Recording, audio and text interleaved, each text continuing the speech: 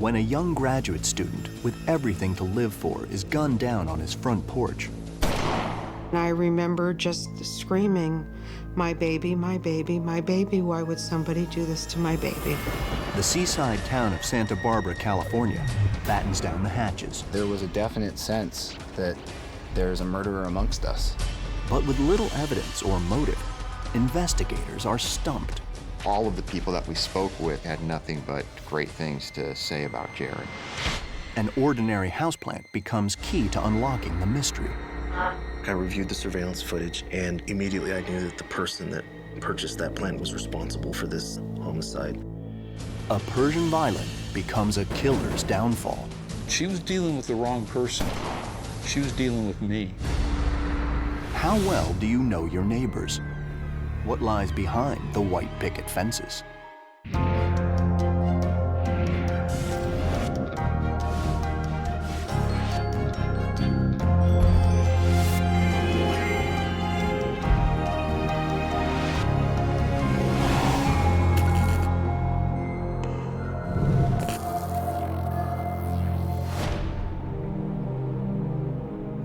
Just a couple hours north of the tangle of freeways that is Los Angeles, California, is the sleepy oceanside town of Santa Barbara.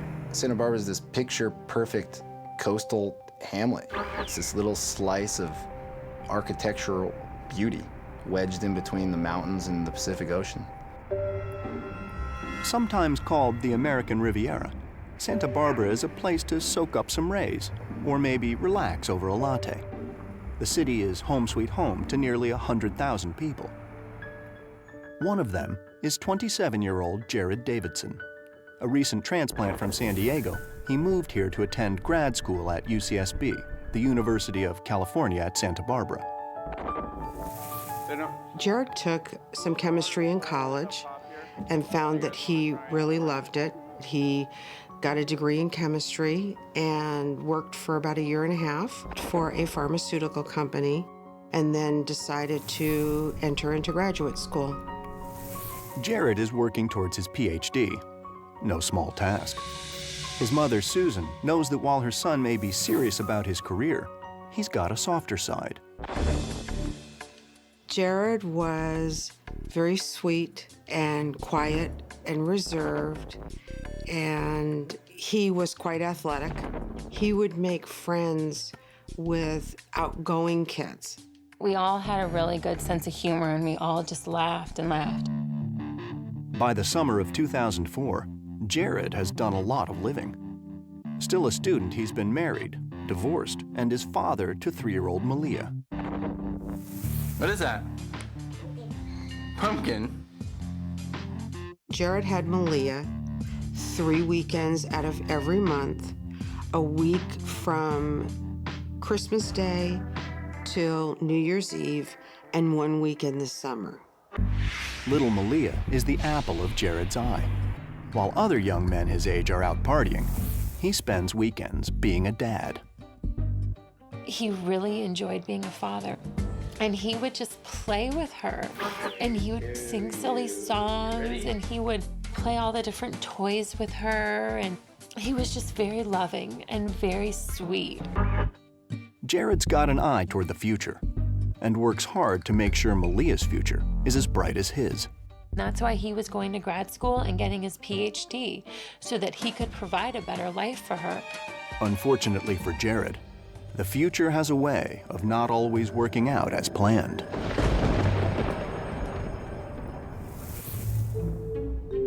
Detective Greg Sorensen is one of just over a dozen investigators in the Santa Barbara Sheriff's Department. It's a tough job. So every now and then, he acts out his troubles. Celia, do you want me to tell you why you're raving on like this? Because I have to look at you.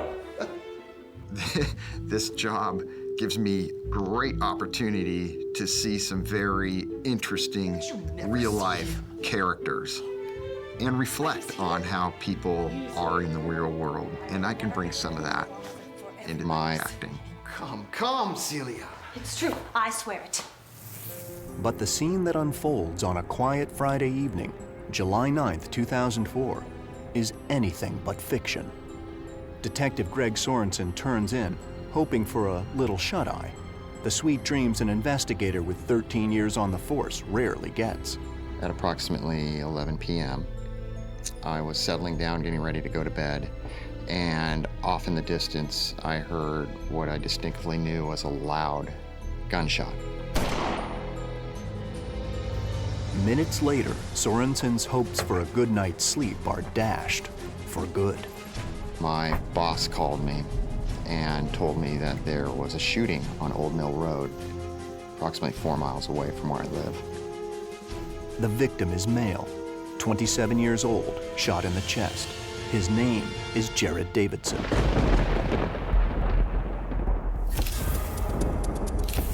My first impressions were obviously that he was shot at the doorway of his apartment. His body was no longer there. They had transported it to the hospital. But Jarrod won't ever see a doctor. A little after 11:30 p.m., he dies in the ambulance. The Santa Barbara Sheriff's Department now has a homicide on its hands, and that means all hands on deck. There were uniformed deputies doing a canvas search. There were detectives already on scene knocking on doors, getting statements from witnesses and neighbors. Despite 16 years on the force, Senior Deputy Freddie Padilla never gets used to this part. The doorway where Jarrod lived, there was a large blood spatter, and the ground at the entrance, there were some blood droppings there too. It was a pretty gruesome homicide.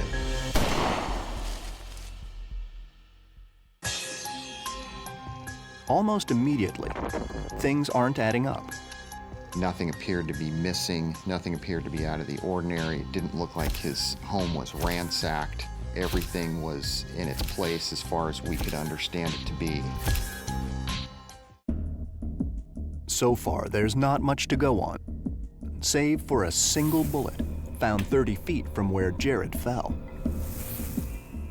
After traveling through Jarrod's upper body, the bullet went through the window of Jarrod's apartment, went across through his wall and into the bathtub in the adjacent apartment.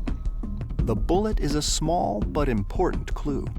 Based on the trajectory, we had identified that the shooter was approximately 8 to 15 feet away from Jarrod when he fired the weapon. That put him back across the courtyard near some trees in a shadow area. Investigators check out the spot where they believe the gun was fired. No shell casings, nothing. And the bullet itself doesn't reveal much either. Our ballistics expert took the bullet to see if he could identify what type of weapon had fired it. The only thing he could conclusively say was that it was fired from a high-powered rifle. Hard to call that conclusive. Greg Sorensen may be a seasoned investigator, but from the get-go, this case is breaking the mold. At that first moment, we didn't know what the motive was. We had to make sure that we kept everything in mind, that anything was possible. It did not look like a burglary. It didn't look like a fight. Someone just got shot and was murdered right in their front doorstep. I was just gonna tell you a little bit of what's come back. Okay. Based on the evidence, we came to the conclusion that Jarrod was targeted and assassinated that night. Who would target a grad student for death? And why? This was a brazen attack, a public execution. Fortunately, in a crowded apartment complex, there are hundreds of eyes and ears on the ground. One of the witnesses heard the gunshot and noticed two people moving very quickly away from the crime scene. They identified one of the people as wearing dark clothing and a baseball cap. It's a start, but nowhere near enough to go on. Still, there's one thing investigators find at the scene that seems a little odd. We noticed that at the doorstep was a potted plant. It was out of place. The plant was on his side, and it looked like it almost rolled. right into the planter from the concrete pathway. The plant had probably been placed there as a ruse to get him to come outside. And at that point is when he was executed. Closer inspection reveals even more. The plant had a card inside of the plastic card holder that said, "To my teacher," and was written on there, Jarrod, and it was misspelled J-A-R-E-D. Jarrod's proper spelling is J-A-R-R-O-D, and it almost looked like it could have been a child that wrote it. After their initial investigation, detectives have a pretty good idea of the how. It's the why that's baffling. But surprisingly, this isn't the first time Detective Sorensen has come face to face with Jarrod Davidson. Maybe this seemingly innocent young man is not quite what he appears.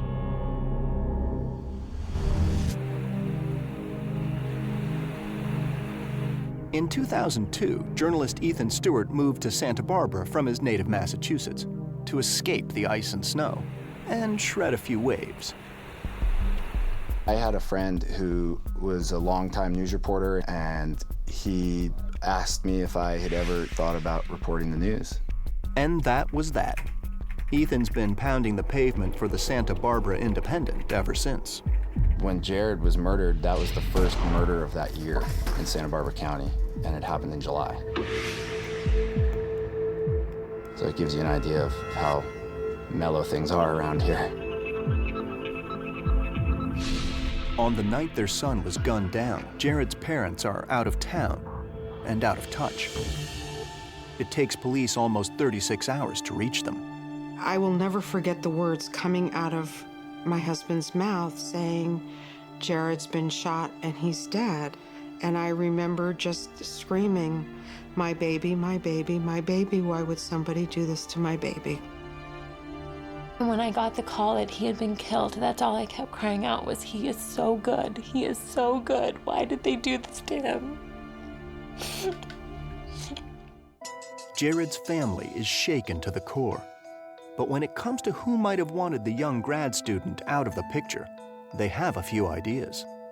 According to Susan, Jarrod got mixed up with someone he shouldn't have, his ex-wife, Kelly. The first time that Jarrod brought Kelly home, she seemed like a very nice girl. She was very quiet and reserved. Jarrod and Kelly are in love, and things get real serious real fast. Jarrod called us time and was like, "Oh, I want to tell you guys something. Kelly's pregnant and we're gonna get married." For Jarrod and Kelly, life is coming at them fast. I ultimately don't think that he was ready for marriage and a child at 23, but once it was put upon him, he did what he needed to do. On January 23, 2000, Jarrod and Kelly tie the knot. Kelly is 3 months pregnant.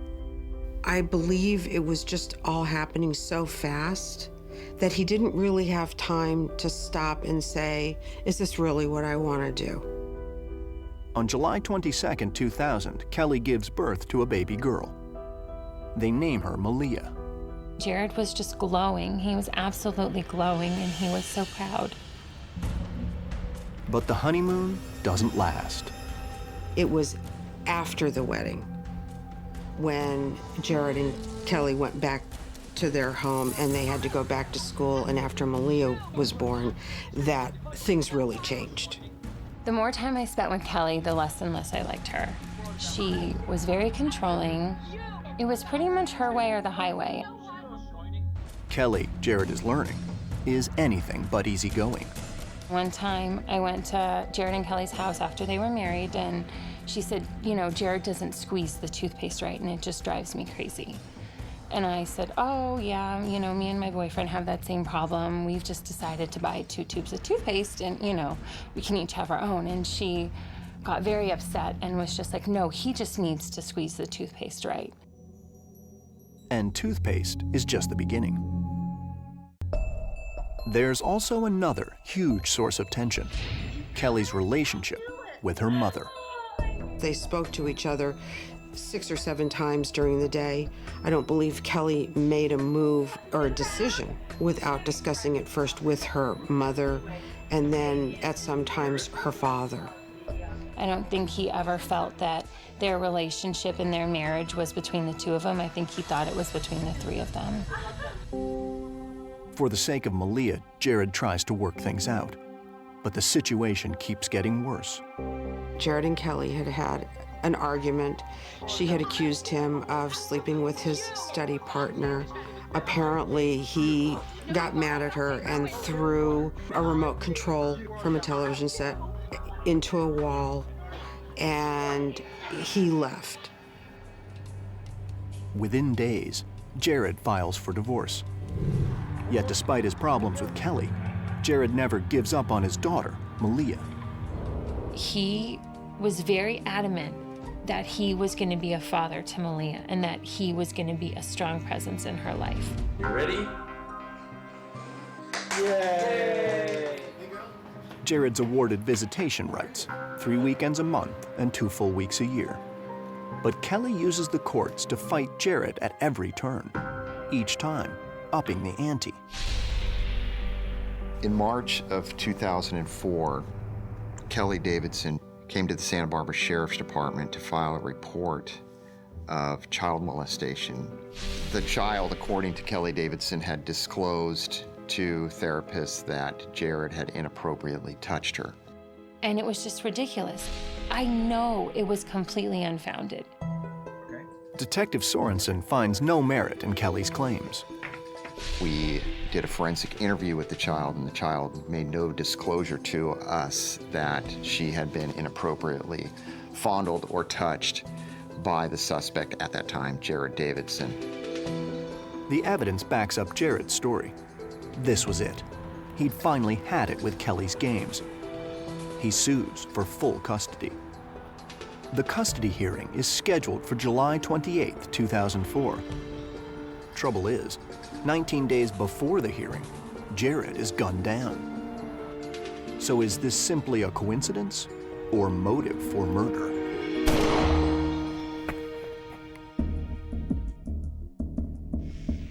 When we brought Kelly Davidson in to interview her regarding Jarrod Davidson's death, we didn't disclose to her that he had been murdered. You know what happened to Jarrod last night, don't you? No, I don't.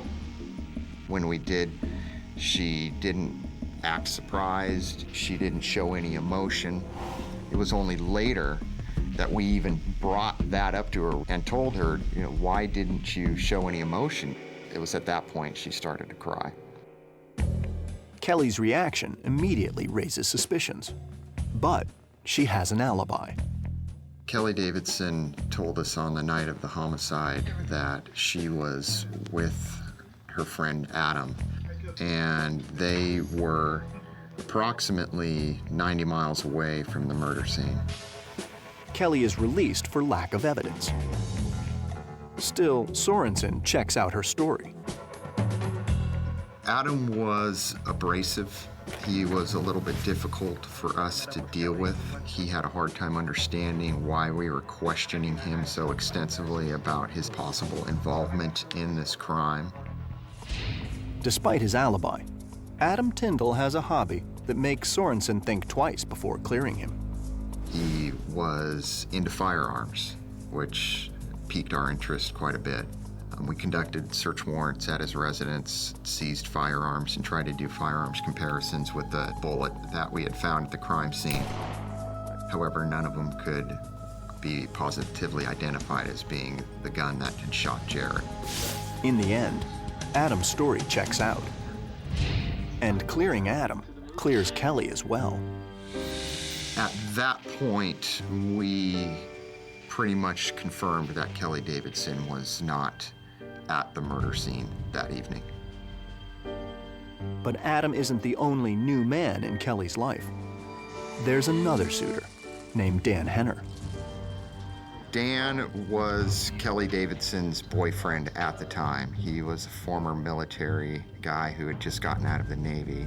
Dan was under the impression that Jarrod had been involved in drugs. So there was a thought that possibly Kelly might have persuaded him to be involved in Jarrod's death. And by involved, Sorensen means Dan could be the killer. His alibi was that he was at home that evening, up in the Grover Beach area, which again is 90 miles away from the murder scene. So far, Sorensen has more theories than hard evidence. But even this veteran detective isn't prepared for where this case is headed next. Santa Barbara, California, a laid-back beachside community. Not a town you'd think would be the scene of a grisly murder. But when grad student Jarrod Davidson is cut down by a high-powered rifle, the town shudders. There was a definite sense that there's a murderer amongst us. And there was certainly fear. I remember talking to neighbors, and they were so shocked that something like that could have happened in their neighborhood, and they were locking doors and taking precautions that they'd never even thought of before. Lead detective Greg Sorensen isn't having much luck calming the community's fears. His number one suspect, Jarrod's ex-wife Kelly, has an ironclad alibi. But Sorensen knows most murders are solved close to home. So he pays a surprise visit on a couple folks he soon learns were none too fond of Jarrod, Kelly's parents. Philip and Melinda Jones both expressed shock when they found out that Jarrod Davidson was murdered. They thought of Jarrod Davidson as quote-unquote a bad guy, according to Melinda Jones, but he did not deserve to be shot and killed. But on the night of July 9th, they were nearly 100 miles from the scene of the crime. Philip and Melinda Jones had an alibi that evening that they were up on Grover Beach. They later went further up north into Shell Beach, and they stayed up there on the bluffs overlooking the ocean, and they didn't return back home till approximately midnight that night. However, we had no witnesses that could identify them either being down on Grover Beach that night or up in the Shell Beach area. They did call Kelly from the beach, something she's already confirmed. And there's more. During the course of the interview with Philip Jones, he told investigators that his right hand was disabled from an auto accident. Because of that, it would be impossible for him to lift a firearm and pull the trigger and shoot a gun. Sorensen fears he's grasping at straws. The idea a grandparent could murder the father of his own granddaughter seems almost too far-fetched to contemplate. So for Detective Sorensen, it's back to square one. And he has no fingerprints, no DNA, no murder weapon, nada. And Sorensen isn't the only one frustrated by this investigation. The public, too, wants answers. And that was really it. There wasn't much more there at that time. Everyone expressed their just, being completely blown away by what had happened and not understanding it. Sorensen is determined to crack this case. Luckily, one person who knew Jarrod well has a theory. Philip Jones told investigators that he believed Jarrod Davidson was cooking or making drugs inside of his chemistry lab at UC Santa Barbara. There was some speculation, he must have been a gambler, or there must have been something. I mean, when you get brutally murdered on your front doorstep, you assume there must be something going on behind the scenes. And then there's the card found at the scene. More than just a student, Jarrod was also a teaching assistant. Could one of his students have had a beef with him? Detective Sorensen heads to the UCSB campus. All of the people that we spoke with out at the university had nothing but great things to say about Jarrod. They really thought that he was easygoing, he was smart, and they enjoyed working with him. Everything that we were hearing about Jarrod was just about what an amazing young man he was. There's just such a juxtaposition between how people were describing Jarrod and the way that his life ended. What about the allegations Jarrod was cooking up drugs in his chem lab?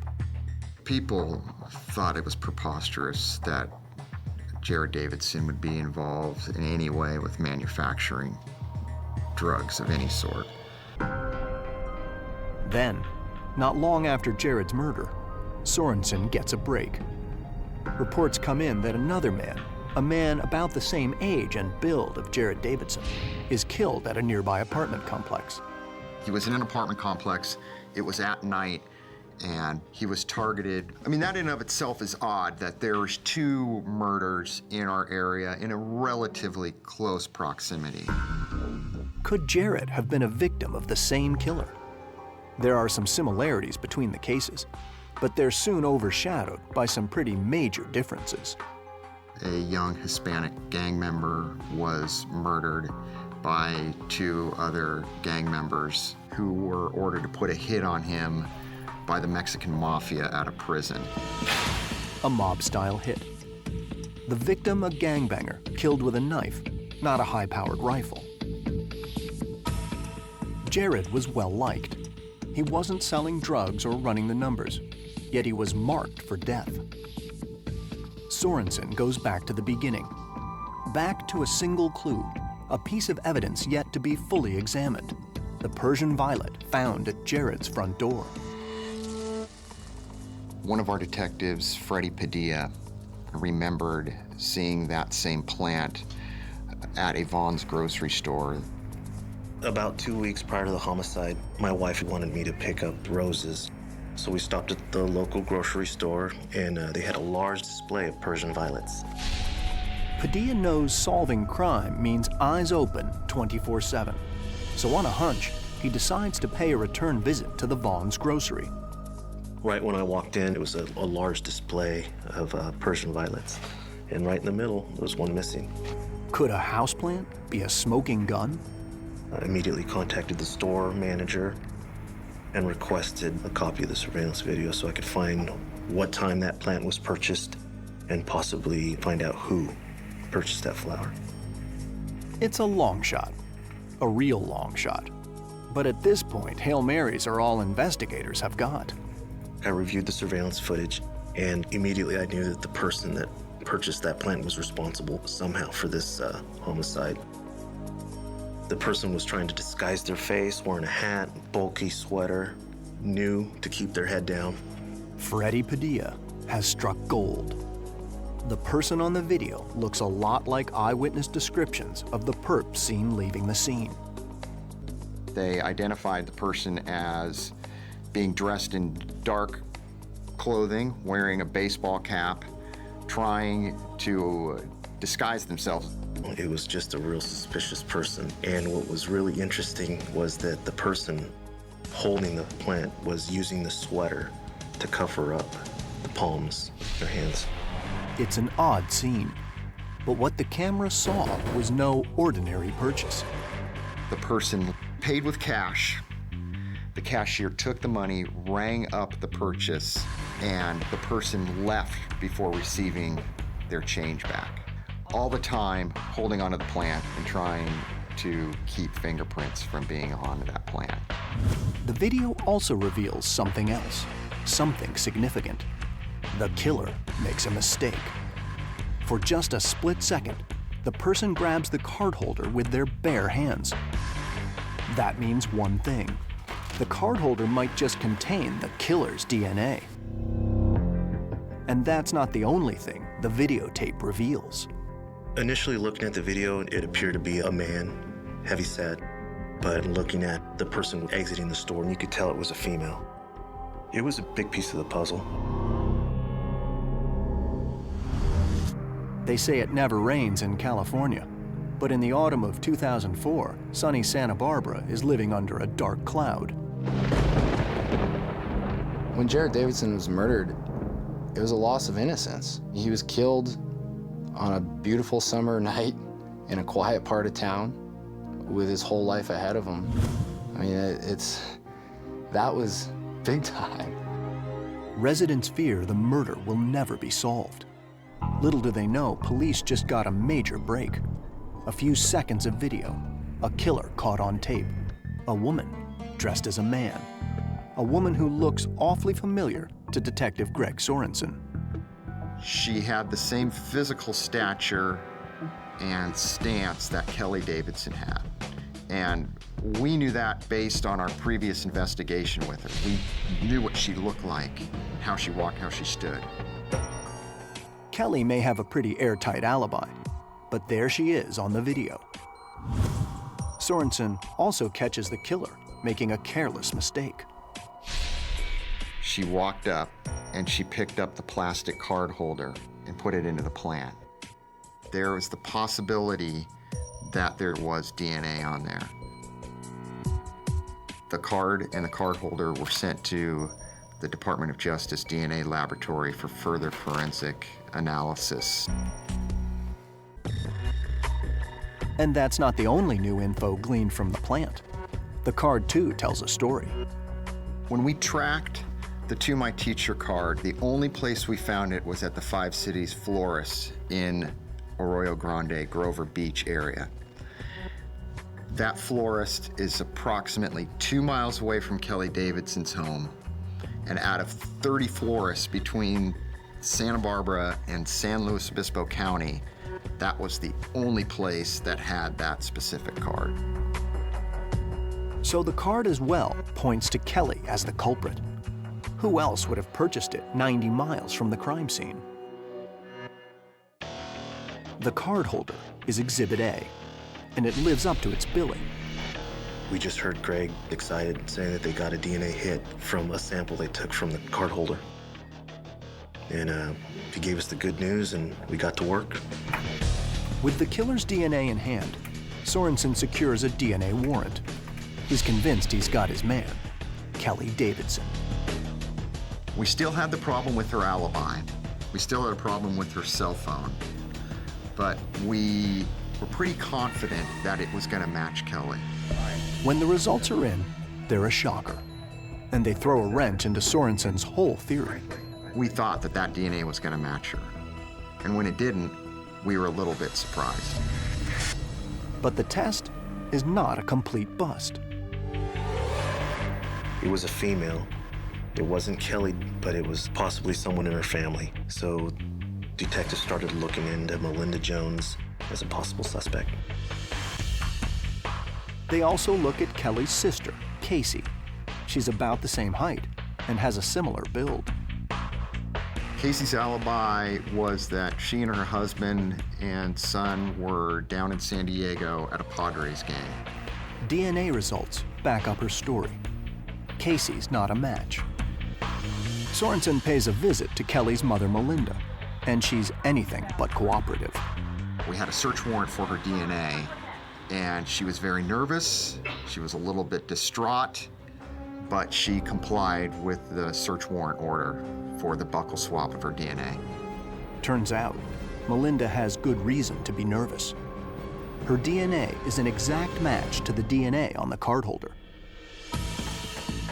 On January 6, 2005, 6 months after the killing of Jarrod Davidson, Melinda Jones is placed under arrest, charged with murder. She was very upset. She was making denials of being involved right off the get-go once we put her in handcuffs. We searched the house for any possible signs of Melinda as being involved in the murder, possibly the murder weapon or any other sort of evidence. It was like losing him all over again. It all comes back. That heartache and that loss, and it's just overwhelming. With an arrest, things move into high gear. The case is assigned to Santa Barbara Deputy District Attorney Daryl Perlin. Case comes across my desk, and the only person who's been arrested is Melinda Jean Jones. I knew she was the ex-mother-in-law of Jarrod Davidson. I knew she was married to Phil Jones.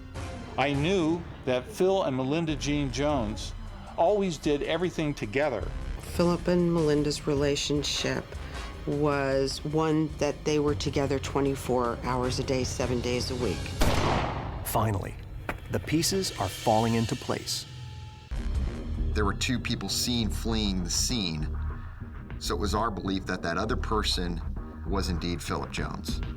Now, investigators need to make the charges stick.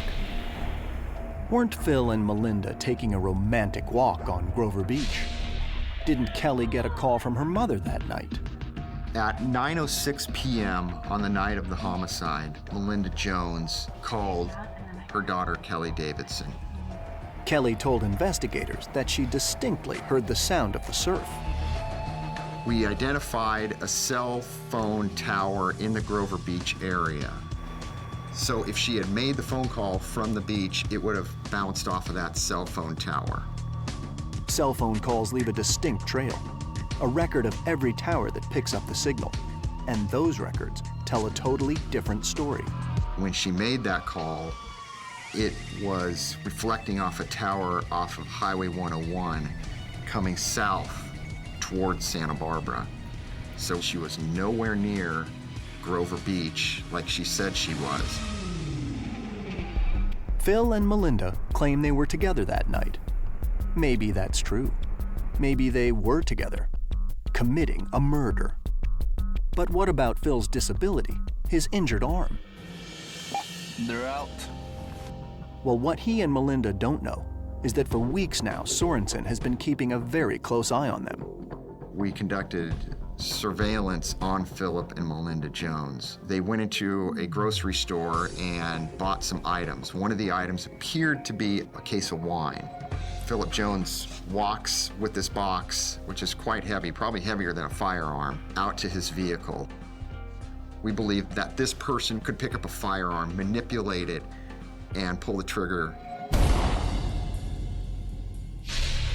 Every new discovery seems to punch another hole in Phil and Melinda's story. And then police find something at the Joneses' residence that sure looks awfully incriminating. We found a address book that they had, and we found everybody in the address book that we could and called people and did follow-up interviews with them to see what they could tell us about the Joneses.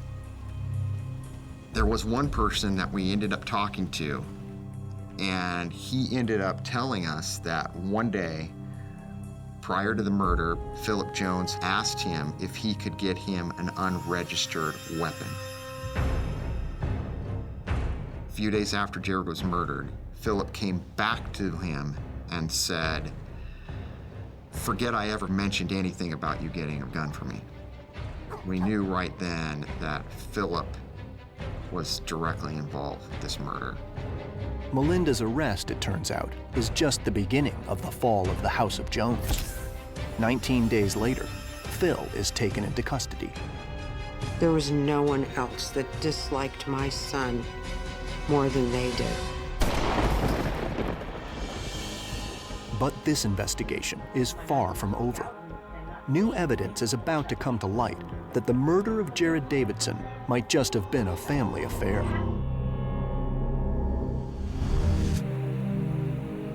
In the summer of 2005, the town of Santa Barbara, California, can finally breathe a sigh of relief. Melinda and Phil Jones are behind bars, charged in the slaying of their son-in-law, Jarrod Davidson. That was the first thing that came out of my mouth. My mom said, "Jared's been shot," and I said, "They killed him. I can't believe they killed him." And I instantly knew. Out to prove they're guilty is Darryl Perlin, the deputy district attorney for Santa Barbara County. But a few locals know him by another title, the King. My passion is Elvis. When I did something, I would do it like I thought Elvis would want it done. But the one thing that I was more passionate about than even Elvis was seeing to it that justice was served. But before Melinda and Phil start singing Jailhouse Rock, Darryl Perlin has to make his case. When we went to the grand jury, our whole purpose was to get an indictment of Melinda Jean Jones and Phil Jones. Jarrod's ex-wife Kelly takes the stand to testify, to back up her parents' story. Her plan quickly backfires. Kelly Davidson, when she went to the grand jury, said as she talked to her mother on the phone, she heard waves breaking in the background, indicating to her that her mother was on the beach like she said she was. Well, grand jurors already knew from the cell phone records that her parents were on their way to Santa Barbara. They weren't at the beach. To say the least, Kelly's testimony doesn't exactly have the intended effect. Every time she opens her mouth, evidence against her seems to be mounting. It was to the point where you said to yourself, this woman's involved in the murder. The grand jurors unanimously, no dissent, said that they wanted to indict Kelly for aiding and abetting her parents in the murder of Jarrod Davidson.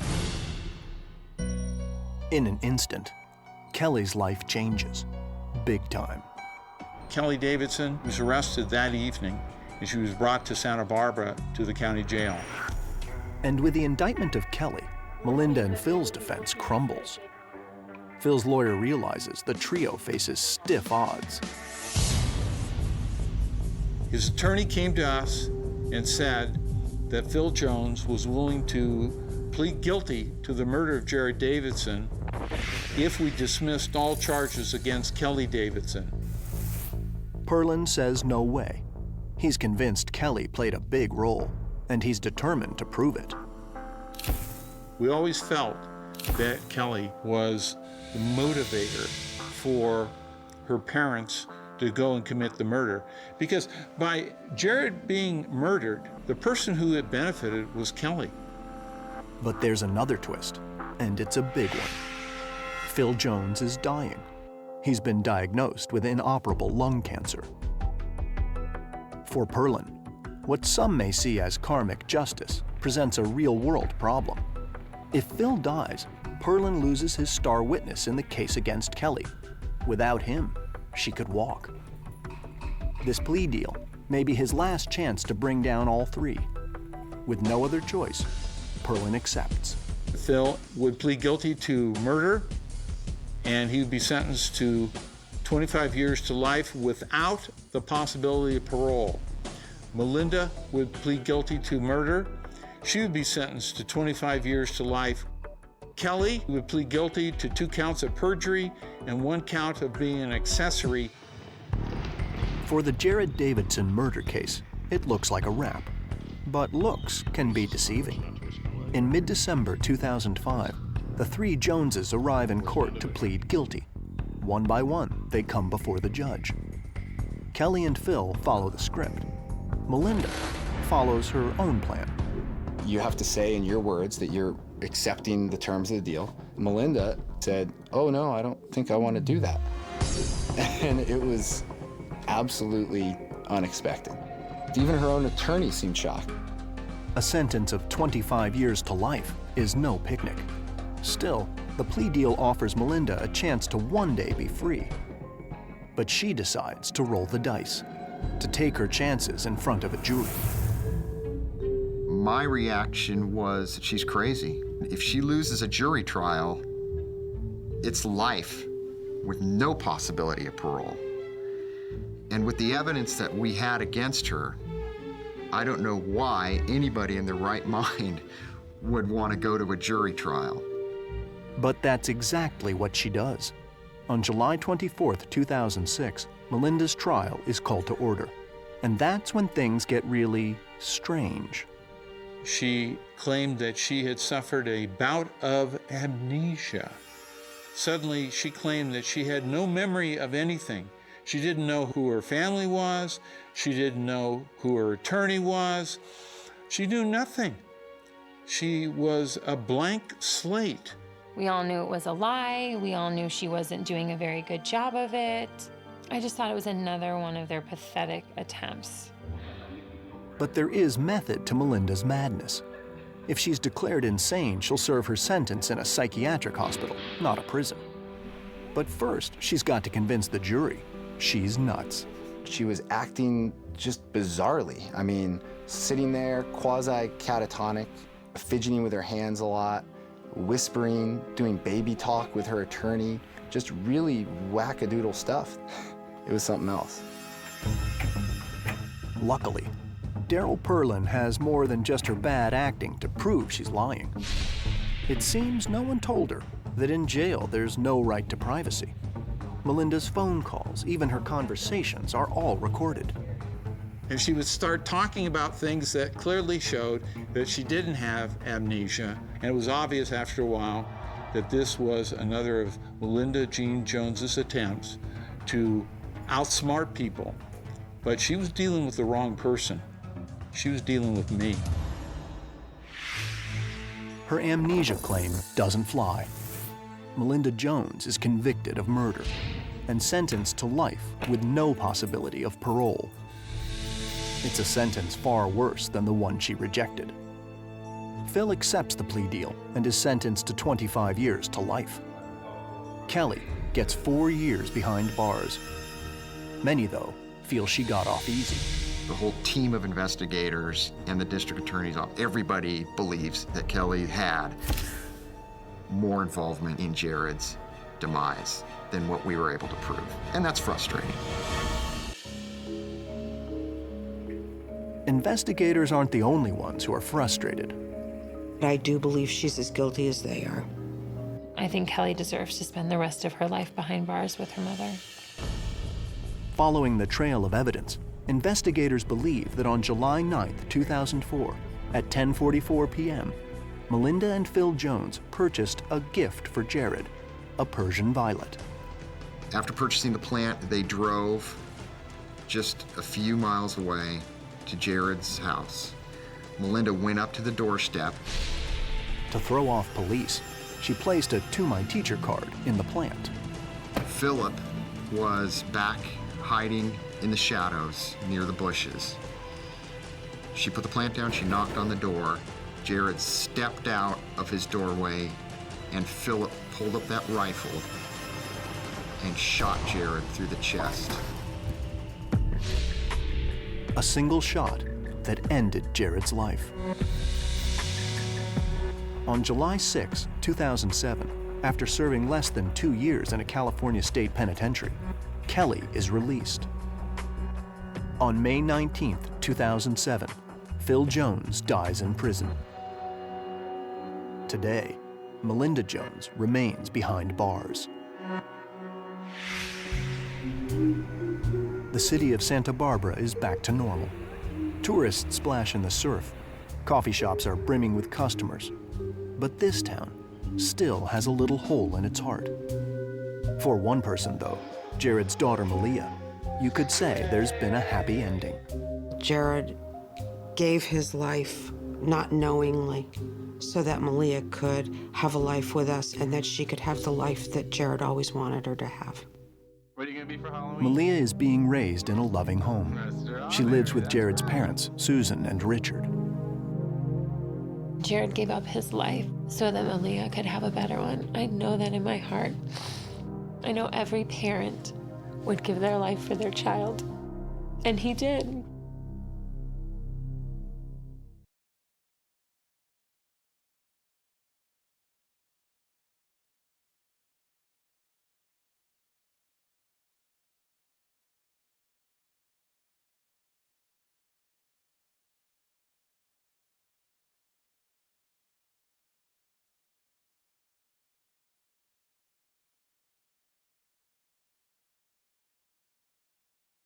Absolutely.